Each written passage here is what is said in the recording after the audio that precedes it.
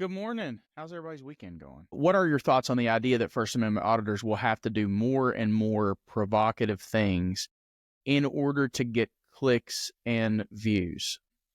I have a couple thoughts on this, and I'm not saying this in reference to you. I'm sure you just typed a question and didn't think it was going to get lawyered, but I'll remind you that you're on a legal channel where I have a broken brain. So the first thing I want to know is the purpose of First Amendment auditing to get clicks and views? Because I think you and I both agree that's not the purpose of First Amendment auditing, right? But the police dismiss First Amendment auditors because they think that's what they're doing. And some of them are. Some people just, there are people out there that have more than let's just say they have a silver play button, okay? And before they were agitators of police officers, they just were, doing whatever in life, and now they're making great money. And I don't hate the player or the game. I'm fine with it. That's why I love free speech. It's fine. It's just that those folks that aren't really about the mission, they're just hating cops and getting clicks and views. My argument is that the First Amendment auditors do not have to do more, and they don't have to do more extreme things. In my opinion, Jeff Gray is the gold standard for First Amendment auditing. I don't say that because Jeff and I are friends. I mean, I've talked to Jeff on the phone once. We had a great conversation. I think he's awesome. We're going to collaborate and work on some stuff together. But I wouldn't have reached out to him if I didn't think that he was the gold standard in this space. And the reason I say that is because you do not need to be an agitator. You don't need to be over the top. You don't have to do extreme things. You don't even have to have a lawyer. Jeff files his lawsuits pro se. Some of them he uses a lawyer, but there are a lot of lawsuits that he's filing pro se and doing that stuff himself. And all he does is stand there and hold a sign. So I don't think that if you truly want to advance the First Amendment rights and to advance auditing in general, that you have to do more and more extreme things. And I think we should be really careful about even insinuating or acknowledging that it's about clicks and views. I think that, I just did a video last week on a guy whose channel is called Wolfgang Audits. He's so good at it that I thought he was, first I got tricked twice this week, right? So I did the one video that I thought was real that wasn't real. And I came out and, did my apology, retraction, whatever. I also posted Wolfgang's video and said, he's a new auditor. And then a bunch of people in the comments are like, he's not a new auditor. He's an OG. Well, I talked to him in the comments myself, and he is a new auditor. This was his first or second video. You don't have to do anything extreme, and you don't have to be crazy, and you don't have to be even somebody with an established audience to get noticed. I mean, Surreal Cam picked it up, and it has hundreds of thousands of views as a result. So Abilene, Texas, not a fan of the audit's bias. I'll have to disagree with you about that. I think that Audit the Audit is the most unbiased source I think they call balls and strikes straight down the middle. I don't know what bias you'd be referring to. I would probably argue with you for days about the lack of bias on Audit the Audit. Audit the Audit, I know for sure, John has told me this out of his own mouth, that he employs attorneys to make sure that this stuff is correct. He's straight down the middle. He says right is right, wrong is wrong. He doesn't take a side at all. I think he's the least biased channel out there. Maybe even less biased than mine. And I do my best to try to be unbiased and just objective. There's a case out of Washington. Sarah, I don't know if you say it Clausen or Clazen, is a Washington State Patrol trooper. I'm going to be doing a video on her arrest, but it's not going to be the type of video that you would expect because I'm not necessarily celebrating the fact that she was arrested. Look, here's the thing. I think that she was inebriated, but I'm a defense lawyer. And I also care about, this is my genuine opinion about it. I think she was inebriated. I believe that she should be held accountable. I believe she killed that guy and that she was driving. So just to give you the backstory, she was arrested for a DUI crash. She hit a motorcyclist at an intersection and the guy died. It was a 20-year-old guy. She calls 911. And she basically, don't know what people's speech patterns are, but you can kind of hear a little bit of a speech pattern problem, a cadence problem, that kind of thing. But again, you don't know how people talk ordinarily. But she gets arrested. The video that I'm going to do is going to be about how they probably will not convict her. My position on it is I can't sit here and tell you guys on every DUI video, look, the officer has to develop probable cause based on the totality of the circumstances and tell you guys, never submit to field sobriety tests, never submit to a PBT, never admit that you've been drinking. I can't tell you guys that all the ways that a person should kill a DUI case and then go celebrate that this girl was arrested when she did all those things. And, so I'm not, regardless of the fact that she's a police officer, I'm not going to celebrate hypocrisy. I'm not going to sit here and tell you, these are the things that you would do, or these are things that would be smart to do if you found yourself in a DUI situation, and then be like, oh yeah, let's be happy this girl got arrested. No, she did everything that I would tell my client to do.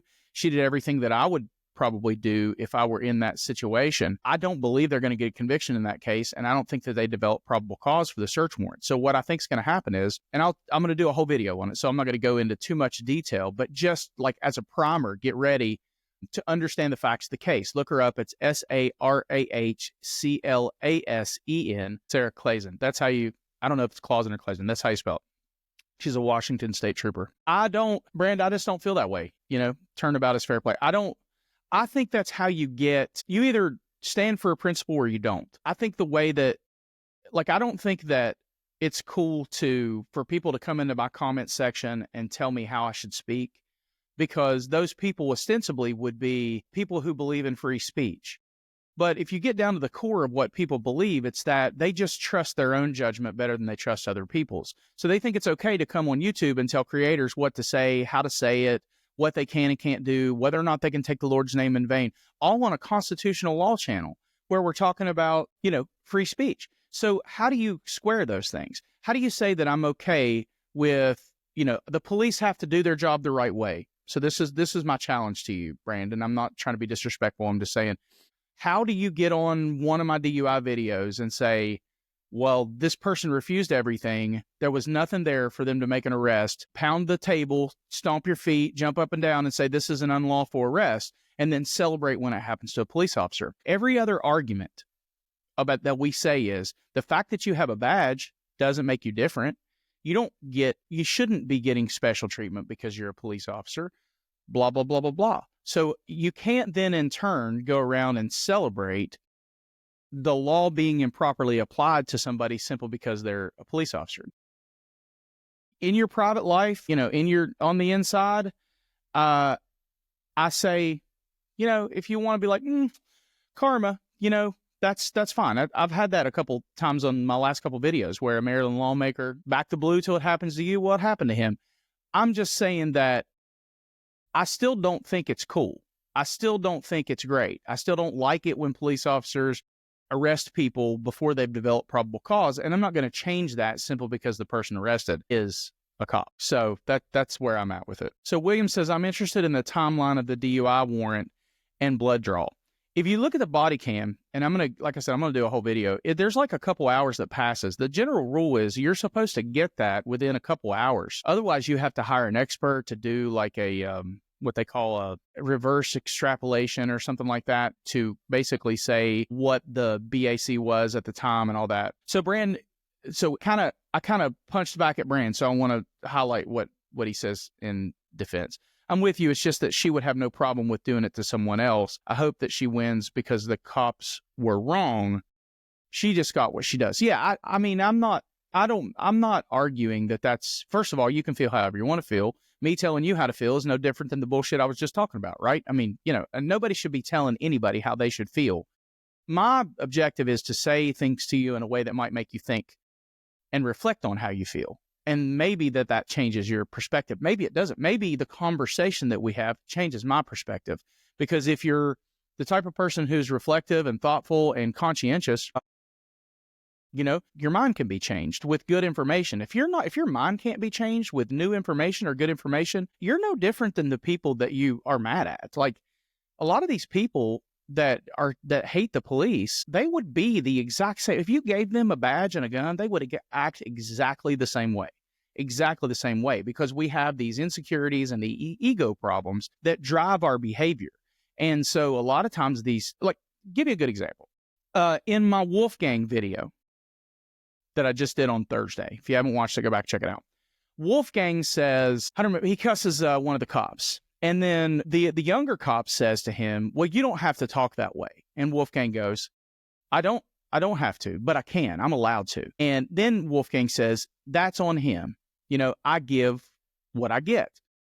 And fine, that's fine. I did not take issue with that at all. What I said was, I would caution Wolfgang to understand that you are the owner of your language. Not only are you the owner of your language, but you're the owner of the impact that it has on the person. And I said that to say, not that I have an issue with what he said, but personal responsibility matters. You're either standing on a principle or you're not. You can't go out and say these people should be held responsible for what they do and then say what I do is on him. That's not how it works. What you do is on you.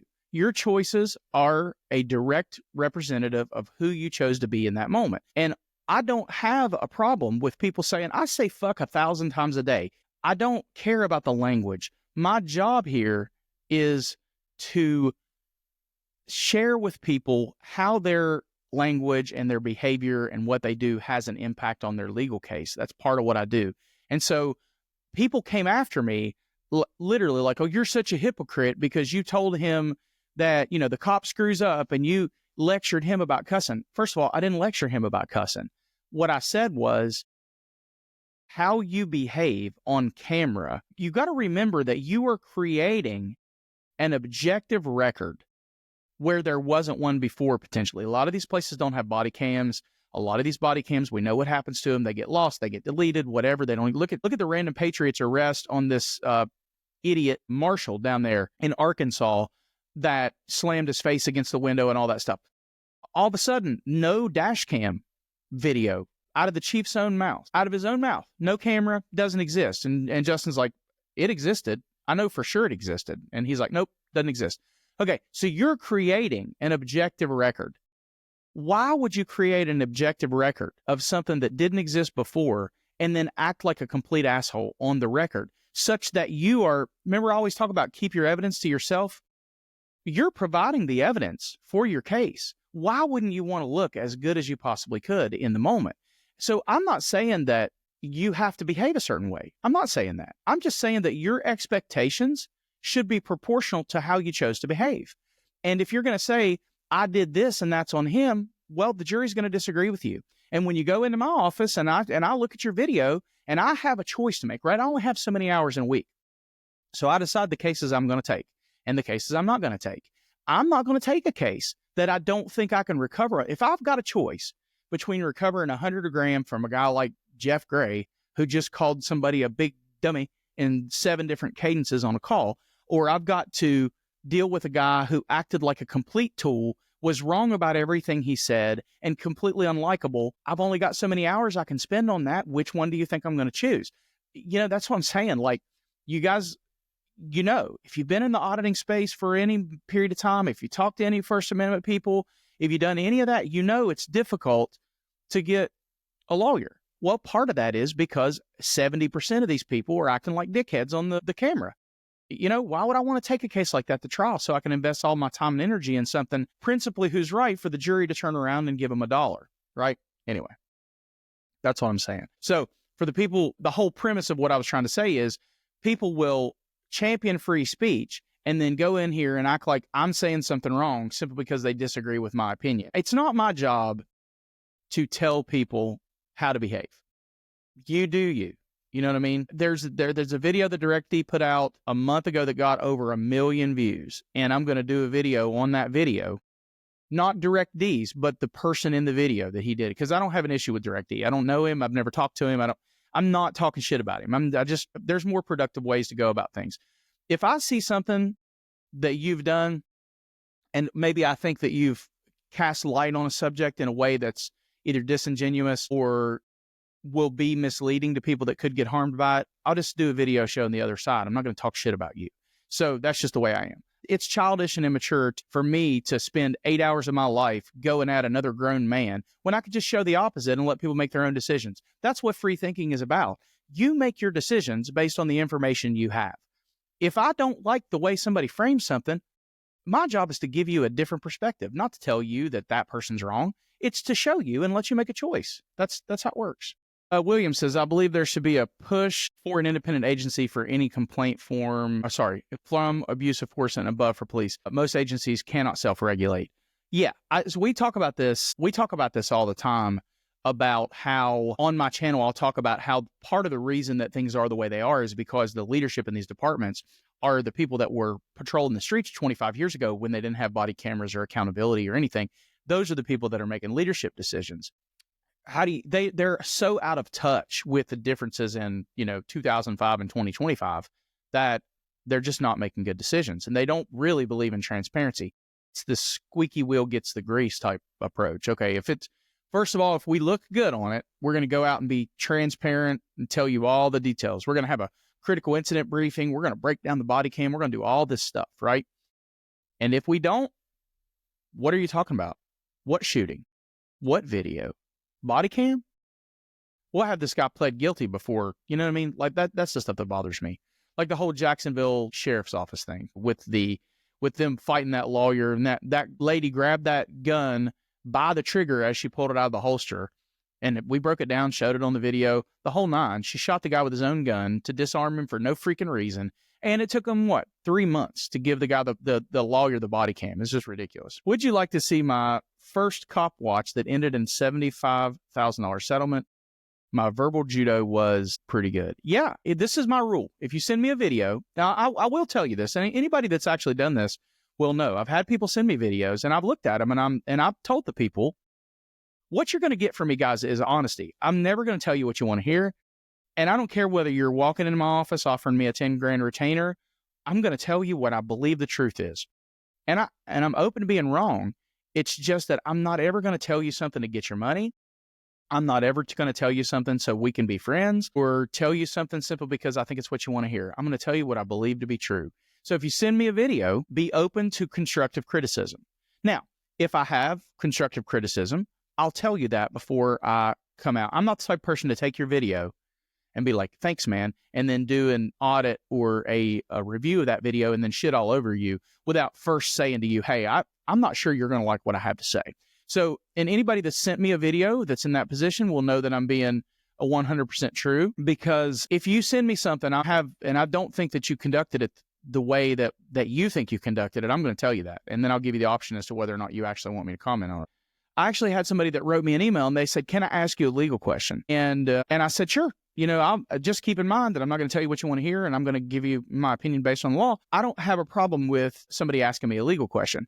Then this person emailed back like 35 pages of documents wanting like a case analysis. And then, 3,000 words probably in emails and all this. What they wanted was for me to do an in-depth analysis. I'm not going to do that. On some level, it's like, why would you expect somebody to spend hours and hours and hours of their time? And this was not something like what I do. This was about it was about something to do with utility rebates in a certain state. It was like so far completely out of what I would normally do. That's a case that if it walked into my office, I would say, if I was going to look at it, I would probably charge $1,500 to look at those documents, because it can take me hours and hours and hours. Because I'm not willing to look at something and give you a half-assed answer. I'm going to either deny it or try to do my best at it. That's just the way I am. I don't think that it's any service to you to take a little bit of your money and then give you some flawed answer that doesn't help you in any way. So anyway, that's what happened. And so I wrote the person back. I'm like, look, what you're asking me to do is to spend hours on something that isn't even in my wheelhouse. So I'm not going to be able to do that. So anyway, I never heard back from that person. Hopefully they're not mad, but people have a sense of entitlement sometimes. I'm not saying that person did. So if you're listening to this, I'm not suggesting that. I'm just saying there's a difference between asking a legal question that I can answer off the top of my head based on experience and, my first take, and then sending me 35 pages worth of dense legal documents that you want me to spend my time doing. All right, we're almost an hour. Anybody else have any other questions? Sometimes I feel like I don't want you guys to feel like I'm like wasting your time. I want to get on here not necessarily to teach you anything, or it's just to connect with you guys, connect with the people that wanted to jump in and do it. So I don't, I hope you feel like you're getting your time's worth, I guess. I'm just trying to be personable and connect. Why is it so uncommon that the verdict is innocent as opposed to not guilty? Well, because those are different things. First of all, You can't prove a negative. So that's where we have to start, Jim, with understanding this. If I didn't do something, it's virtually impossible to prove to you that I didn't do it. Or if you consider all of the legal theories that the state could use or the government could use to prove that I was at least criminally culpable. So let's say that if there's a murder and I'm in Punta Cana when the murder happens, well, clearly I didn't do it. But if you eliminate all of the different ways that I could be criminally culpable, like conspiracy and all that stuff, there's no way to prove that a person's innocent. So if we start attaching the innocence, the true innocence standard, it's impossible to do. It's also a lot of times that somebody's guilty. I believe that this Washington State trooper I've been talking about is absolutely guilty of DUI fatality. That's my hunch. That's my feeling. But I can't support taking somebody's liberty away and sending them to prison for 25 years on that standard. The standard is you have to prove it beyond reasonable doubt.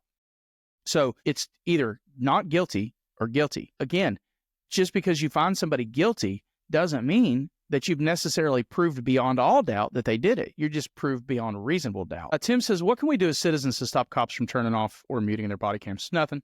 There's probably nothing you can do. Your only recourse is to put pressure on the people that make the decisions. But because the thing is that they could just redact that information later. My argument is that I would rather have it and then have you have the right to redact it. I think there should be, first of all, there's a lot of things that are new about this that are just going to change over the course of time. I think somebody asked earlier about First Amendment auditing and what do you think about people having to do more and more extreme things to get clicks and views? I actually think what's going to happen is there's going to be a reduction in auditing. And the reason I think that is because the Supreme Court has never ruled on this. And it's such a new, explosive form of media now. And the circuits are certainly going to be split about it. There's going to be a split all over the country as to how it's handled. The Ninth Circuit's going to be vastly different in Arizona, California, Nevada, all of those places where they're a little more bent towards protecting civil liberties than places like the South, where they're a little more bent towards protecting police officers. I think that the Supreme Court's going to chime in and probably pick some position in the middle that everybody's pissed off about.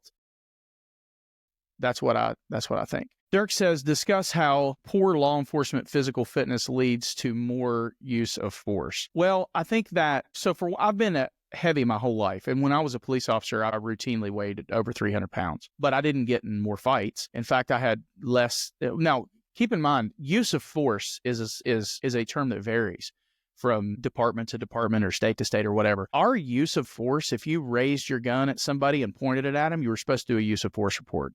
Anytime you did anything other than compliant handcuffing when you arrested somebody, like if you had to wrench somebody up or whatever, you were supposed to do a use of force report. So every single time in my career that I did a felony traffic stop and I pointed a gun at somebody, I was supposed to do a use of force report. So when I say that I've had less than 10 uses of force in a 10-year career, understand that use of force on my department covered a lot of stuff that you might not consider to be uses of force. But pointing your gun at someone is a use of force because you've escalated the encounter to deadly force. My thing was I could always talk to people. So my opinion is that the first problem is a lack of a de-escalation mindset. That's why I believe every cop should train jiu-jitsu, not because of certainly the physical attributes of jiu-jitsu, but it's that it teaches you. Like Henry Gracie does a thing that he's talking about when he talks about GST, which is Gracie's survival tactic. He says, if you were in an argument with your wife, you wouldn't think, how loud can I raise my voice? How much can I possibly escalate this encounter before I've gone too far? When you think like that, you already think with an escalated mindset. So jiu-jitsu teaches you what the least thing that you can do is. What can I do? Because the less I move, the more of my own energy I'm able to hold on to, right? So if I exhaust, I die. In a life or death encounter, if you run out of juice, you die, okay? So if I'm in a situation where I'm applying jiu-jitsu to a use of force scenario, maybe I'm fighting somebody, maybe I'm trying to just control them, maybe they're in a medical crisis and we've got to get them in an ambulance, whatever the situation is. If I'm in that scenario and I'm punching on people and there are people around me videotaping it, how does that look on camera, for one? Also, I'm adding insult to injury and more injury. Whereas I can exact the same amount of control by just being more technically proficient. And jiu-jitsu teaches you to think in a way where you can de-escalate. And that's the value of jiu-jitsu more than any physical attribute. It is the mindset change. And so the problem with the fitness is not so much about the escalation. It's what your answer to it is when you don't have the right tools down here to keep you from escalating it up into a physical encounter. If you show up to the scene and you're on somebody that is bipolar and off of lithium for 6 days in a row, how you talk to that person and deal with that person is going to directly impact what the end of that encounter looks like. That is true for everything. You could get to a call where this guy has never had a positive interaction with a police officer, and your ability to communicate and articulate and be polite and kind to somebody could be the difference between you being the guy that gets shot by this person because he's had enough, or you being the person that changed this guy's mind about police. And if you don't understand that your authority doesn't come from your ego, it comes from the Constitution, you're more inclined to escalate these encounters up and up and up until they get to a point to where you have to physically respond to them. And then your obesity or your lack of physical fitness, that's when it matters, because now I can't handle myself anymore. And now the only tools I have available to me are the ones on the belt. And more than likely, that's going to end in a deadly force encounter that I'm going to be justified in using as in the eyes of the law. But really, I should have been able to handle myself a lot better, and it should have never gotten to that. Random Shan says, you have a right to deny field sobriety tests, but you need to do the blood, breath, or urine test, or you will lose your license. The cops lie all the time about refusing the field test. It depends. So that's what the video is going to be about. You actually don't have an obligation to do the blood or breath or whatever if they haven't built the case for probable cause. But unfortunately, what happens is the courts decide whether they do that after the fact. The courts decide whether the officer properly built. So you're sort of resting. If you don't do it, there's no evidence of what your intoxication level was. Now, in cases where there's going to be a fatality, like the one I'm going to do the video on later with the Washington trooper, the judge is almost always going to sign a probable cause warrant for that blood, because you can still make the argument that the results should be suppressed. And so, but at least you'll know, right? And then at least if you do that, at least the person can sue civilly potentially and say, well, just like the OJ case, we couldn't prove it beyond a reasonable doubt, but here's the blood. This is what their intoxication level was. They can recover, from a civil perspective. It depends, on how obviously what the other indicators were, whether or not a judge will say later, this officer built the totality of the circumstances probable cause and you refuse, so you lose your driver's license for a year. I don't know. My guess is that the odds are you have a better chance of winning the suppression argument if you consented to the blood than you do on whether or not you should keep your driver's license if you didn't cooperate. It depends on the state. It depends on how they look at DUIs. I truthfully don't know what I would do in this situation. If I hadn't used anything at all, but we do the Delta 8 gummies for inflammation and all that stuff. I never know how much of that stuff's going to be, and you're in a state like Tennessee where they think marijuana and heroin are the same, and any THC derivative, the old South Bible Belt people are going to be like, oh, he was high on weed. And it's not necessarily the case. All right, guys. Well, I appreciate you hanging out with me. I'll probably post up a edited version of this on just for my Saturday upload for the people that missed it, just because I don't want them to miss out on it. But appreciate you sticking with me. I think I might be considering doing a Patreon. I'm curious as to what you guys think about that, just because I'm getting a lot of people that are trying to join, and I don't want to do YouTube's because I don't like their model. And so that's why I do the Venmo and PayPal thing. I don't like the way that they do things. I think YouTube's model for creators is slimy, and so I don't want any part of it that I don't have to participate in. So I'm thinking about doing a Patreon as the audience grows and as the follower count grows. I think we're going to do Patreon or something like that. So, okay. Thanks, you guys. Appreciate you. We'll see you on next Saturday, same time, same bat channel. And hopefully you guys have an awesome rest of your weekend.